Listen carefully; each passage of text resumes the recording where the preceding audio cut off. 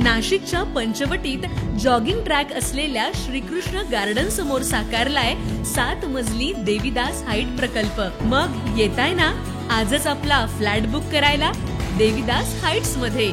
आमचा मोबाईल क्रमांक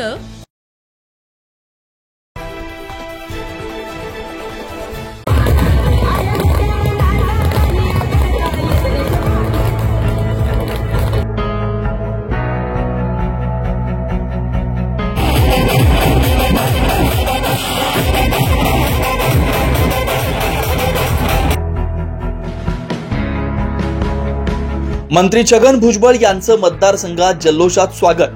मंत्रिपद मिळाल्यानं कार्यकर्त्यांमध्ये उत्साहाचं वातावरण। छगन भुजबळ यांच्याकडे अन्न व नागरी पुरवठा खाते जाण्याची शक्यता।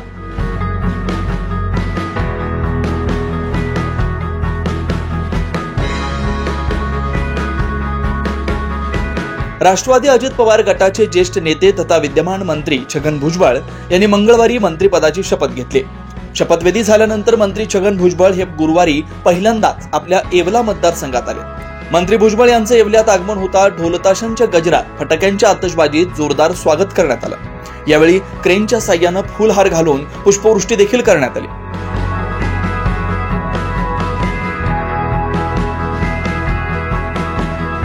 प्रचंड मताधिक्यानं विजय मिळवूनही मंत्रिपद न मिळाल्यानं छगन भुजबळ हे मागील काही दिवसांपासून नाराज होते। तशी समता परिषद आणि विविध कार्यक्रमातून परखड नाराजी देखील व्यक्त केली होती। त्यामुळे आता ज्येष्ठ नेते छगन भुजबळ यांना मंत्रिपद मिळाल्यानं कार्यकर्त्यांमध्ये आनंदाचं वातावरण असल्याचं पाहायला मिळतंय। विधानसभा निवडणुकीच्या निकालानंतर राज्य मंत्रिमंडळाचा विस्तार झाला।